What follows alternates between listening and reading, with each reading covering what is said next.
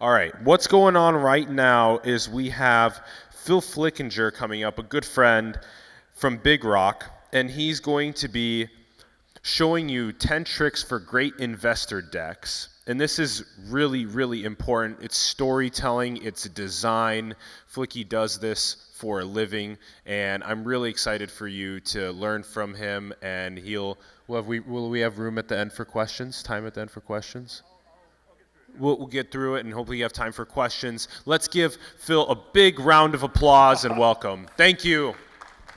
Thank you, Alan. Can you guys hear me okay? All right, let's do this. My name is Phil Flickinger. I'm with Big Rock Partners. The reason I'm up on stage today is because I have spent a lot of time building investor decks in various forums over the years. My background is in advertising. I worked in strategy for 12 years and was involved in creating a lot of important pitch decks that agencies would use to win new clients and things like that. And then I eventually just kind of burned out on the advertising aspect and decided to go freelance. And before I went freelance, I anticipated moonlighting at different agencies and getting back into advertising a little bit, but suddenly this new type of project emerged where a VC firm asked me to help them with their deck, and then they recommended me to a bunch of portfolio companies, and then 2 more VC firms had me work with them, and then it just kind of exploded, and I was like, suddenly, okay, I'm doing a lot of investor decks.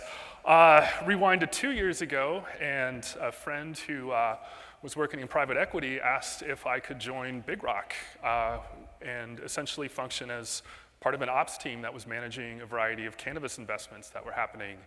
And I would divide Big Rock into almost 2 chapters. The first part was, like I said, working closely with a lot of portfolio companies in a private equity role, and we've sort of evolved into a strategic advisory firm to the point where now we're kind of using the skills we've honed over the years and helping clients beyond the Big Rock family of brands. So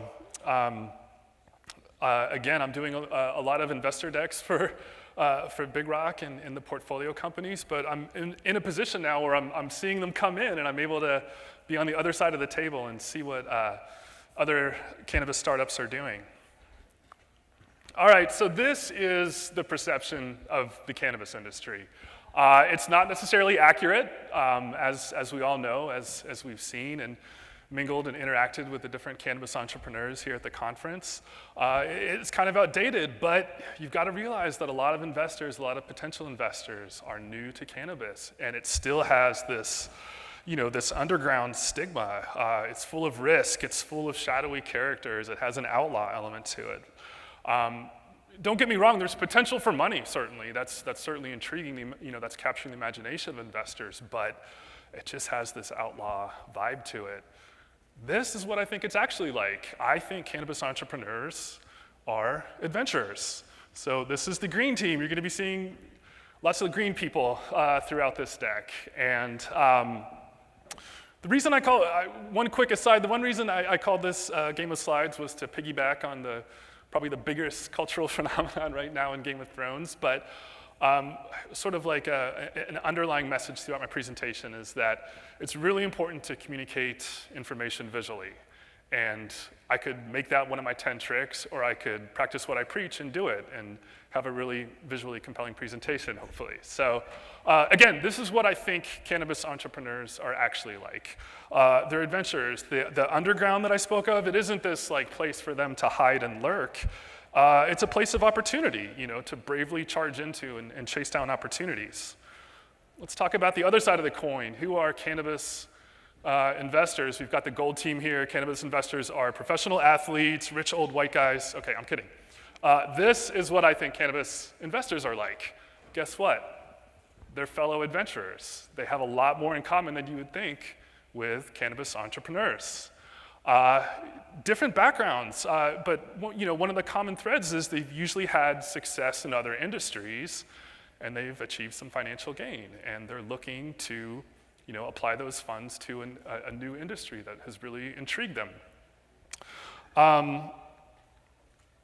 There's an element of oil wildcatter to them. They go in and they might have different interests in specific niches within the industry and might make some bets, but you might be in a situation where an investor comes in and is like, all right, we're going to put a drill down here and dig into that underground, and I'll see you again in 6 months. Or they might be very hands-on and want to be more actively involved in the adventure. But again, I really do feel like cannabis entrepreneurs and investors have a lot in common.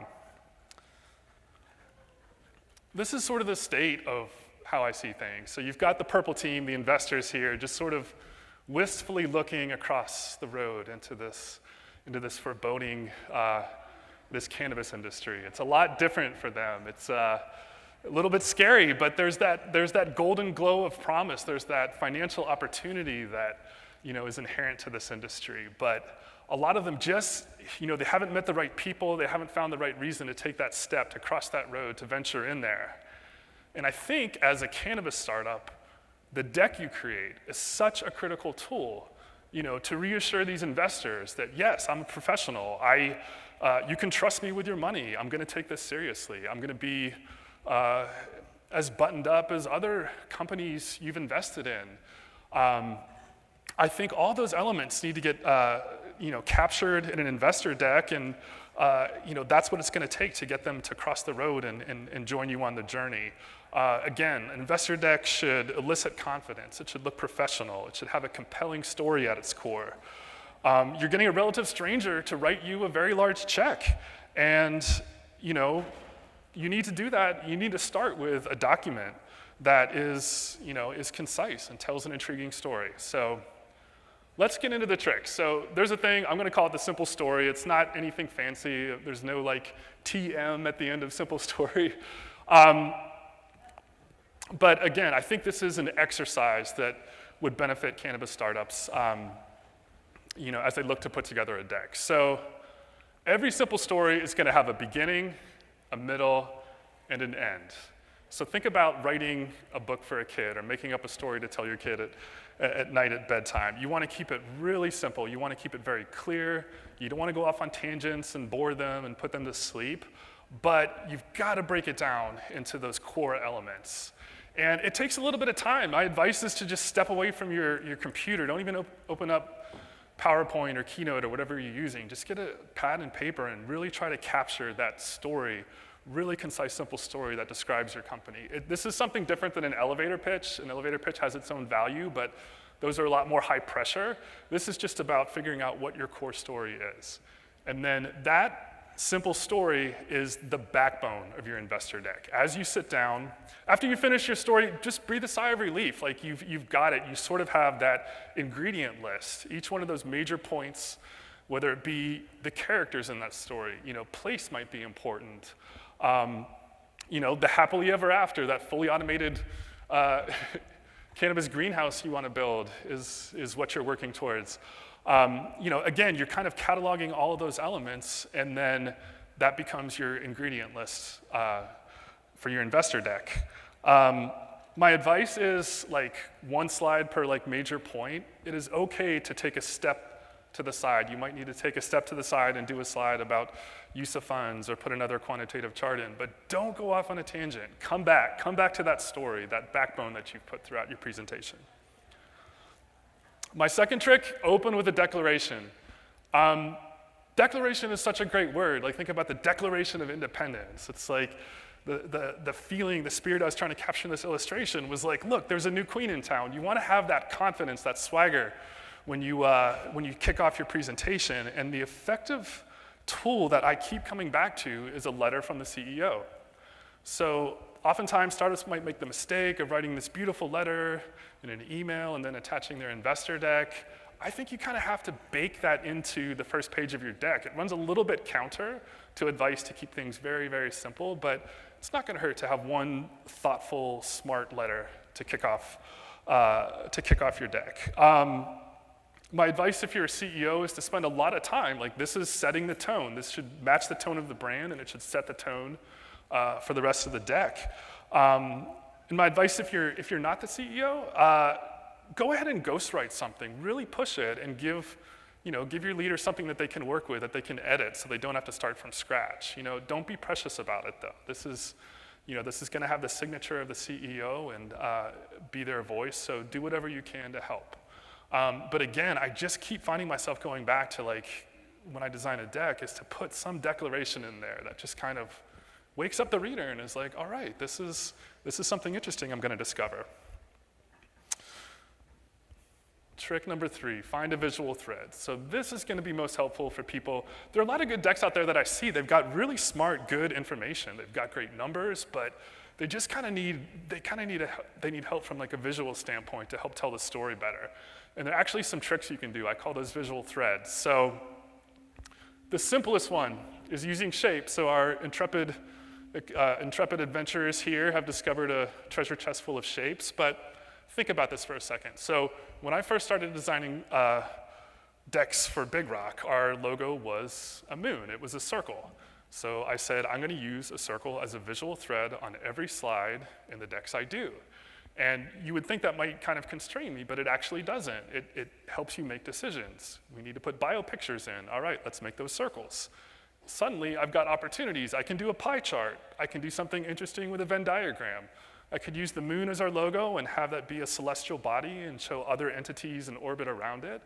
It just kind of freed me up and helped the flow of the deck. So again, just, if your logo's a square, pick a square, make all your tables a square, make all your pictures a square, make all your charts and diagrams and so forth. And again, it's a trick, it's a cheat. It's gonna help you really amplify the visual storytelling in your presentation and help you come across as more professional. Another visual thread, illustrations. I've obviously picked illustration to be the visual thread for this one.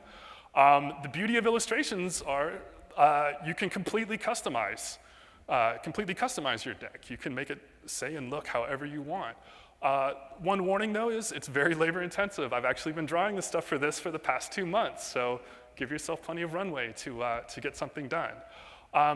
One last point, this is fancy. Granted, this did take a long time for me to put together, but this is worth it. I want to inspire you guys and fire you up. But, I'm gonna show you an example at the end. I completely forgot to say this, but I have a handful of actual slides from decks that I will share. This isn't some big indulgent cartooning journey, but we will get there. I've got a great example at the end that will show how I did some really cheap and effective illustrations as a visual thread. Finally, photography. I think a lot of people make the mistake of like retroactively sprinkling photos through their deck, trying to make it look more buttoned up, but I think it's really something you have to think about before you start. My advice is find a photographer. Sometimes it's not that expensive to get a pro and go out and do some kind of documentary shoot that can generate those assets to help you have a really beautiful looking deck. So again, I think it's more about planning in the upfront and thinking about how you could tell your story through photos, but again, I think people are out there saying like, oh, we need to hire some expensive designer to work with us for a couple months and nail it. Maybe it's just a matter of you getting your story down and finding a friend or a reasonable professional photographer to just come in and represent the visual standpoint for your presentation.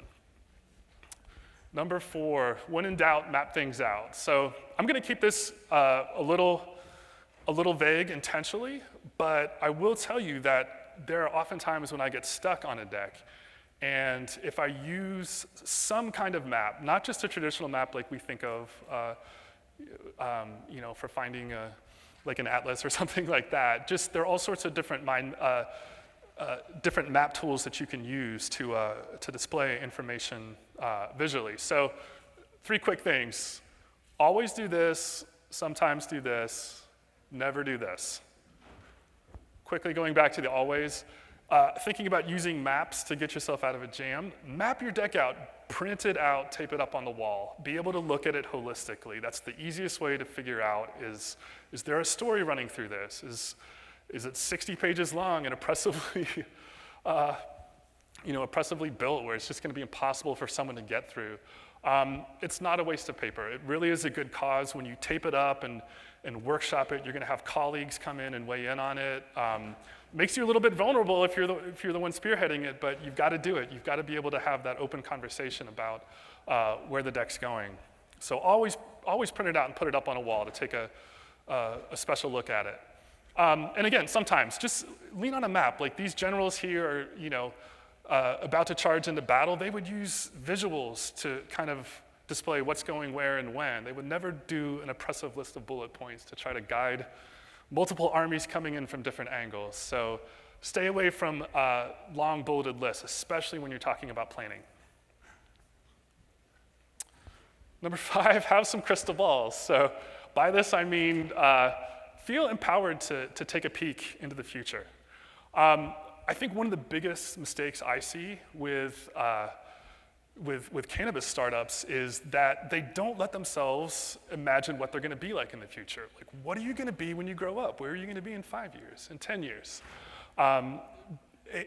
Too many decks just have, there's one instance of the future. They've got the slide of projections, and they've got a nice number for year 5 and year 10 and stuff like that. And that's, don't get me wrong, that's very important, but there's no commentary. There's not a slide about, where is this all going? And oftentimes there's so much pressure for the raise or for the immediate present, startups haven't allowed themselves to stop and think and imagine that. So again, I want to empower you guys to really think about the future and ask if there's a place for that in your deck.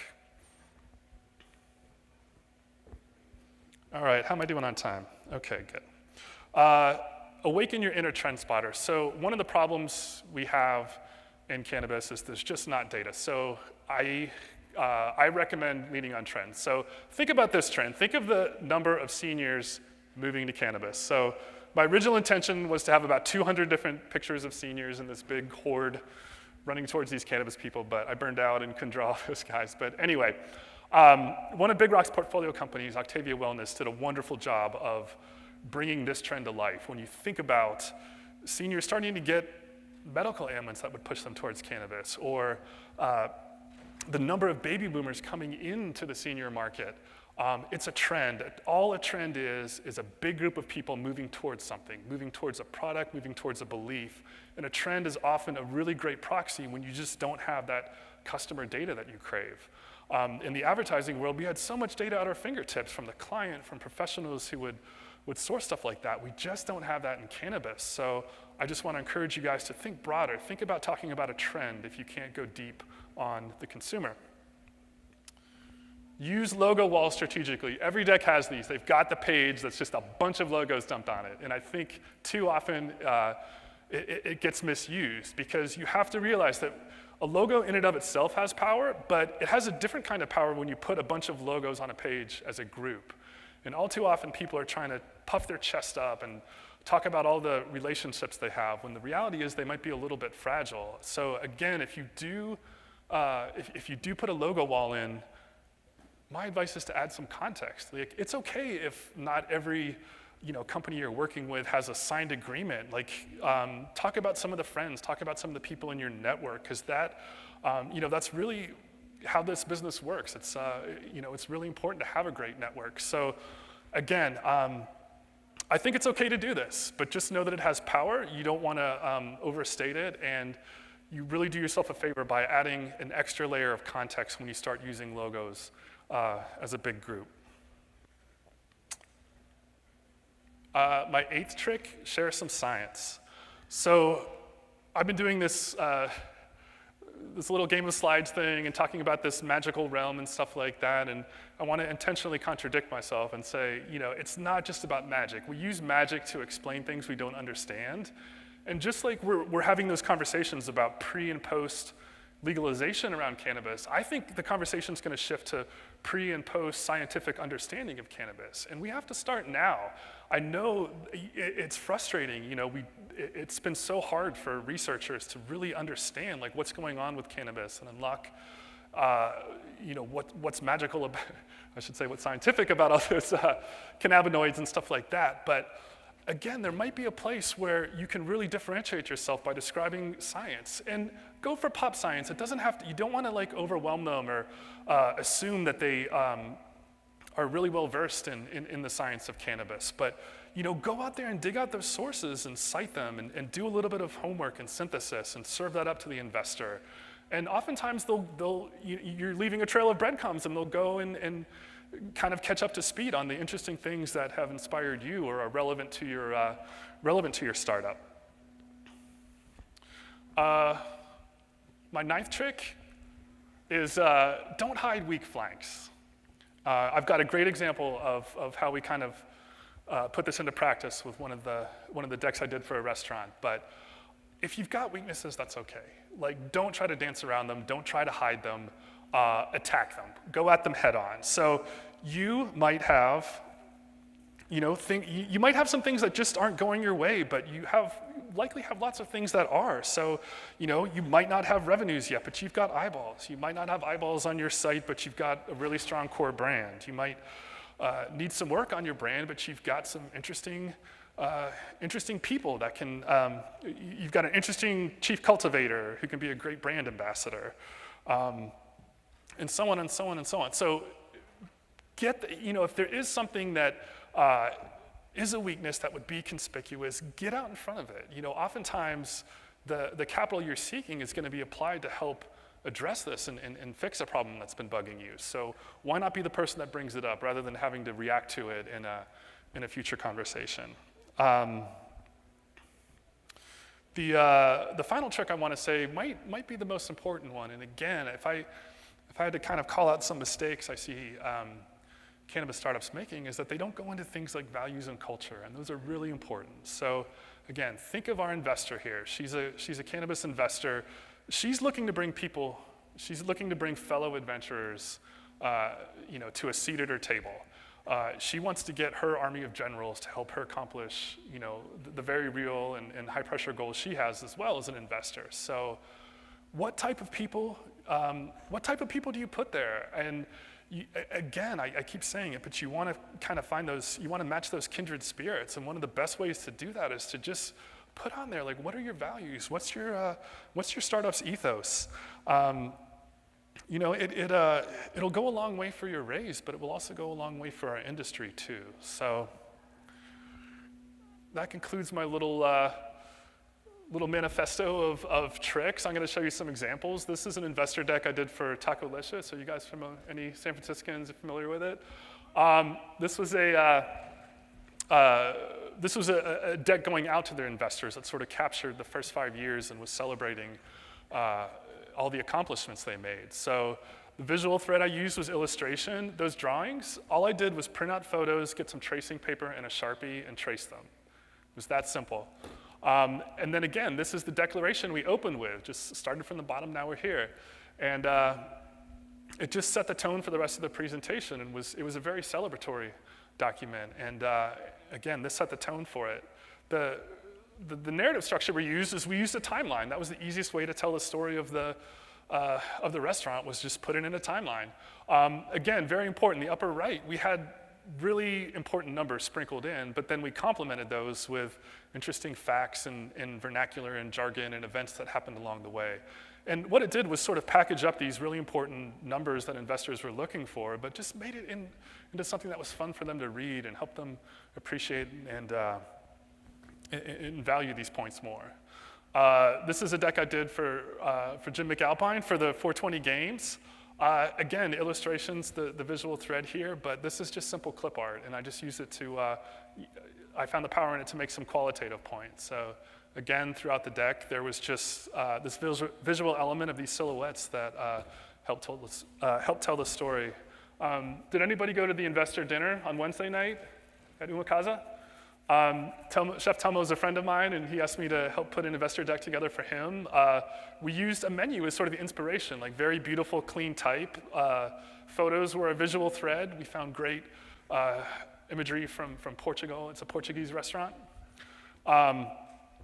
Again, photos being the visual thread, like rather than just having a bunch of bullet points about the press, we took some screen captures. We took some photos of the articles and baked those in to make it feel more real and vibrant. And then getting in front of stuff, Telmo opened his restaurant in Noe Valley. For the San Franciscans in here, that's not a bustling restaurant area, but we got in front of it. We went out, we got demographic data. We figured out how many people lived within a 1 mile radius of the place. We found household income and stuff, and we just put it out there. We wanted to get in front of anybody who would just be dismissive of saying, restaurant in Noe Valley, and it was quite effective. He got funded, and he's had a restaurant for a couple years now.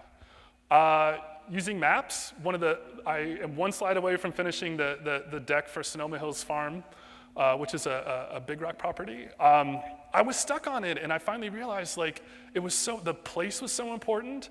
I needed something that helped bring that to life. So I went to Google Earth, I did a screen capture, and did a little bit of collage work in Photoshop, and suddenly I turned a boring black and white permaculture plan into, this is our vision for the farm. And then this visual actually became the visual we use for our use of funds.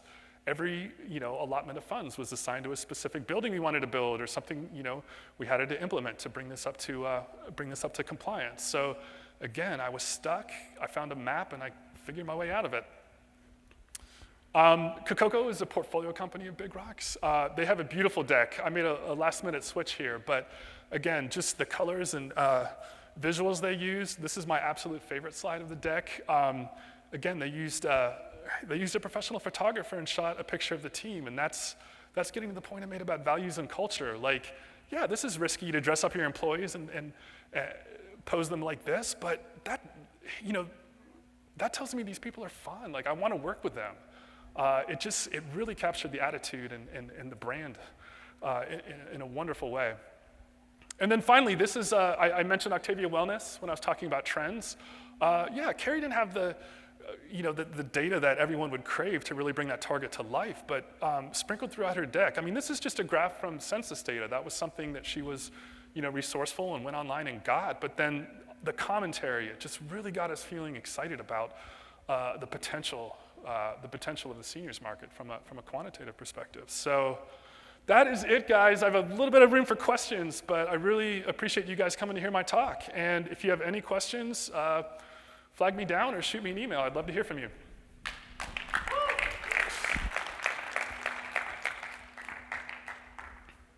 Are we good on time? Are we out of time?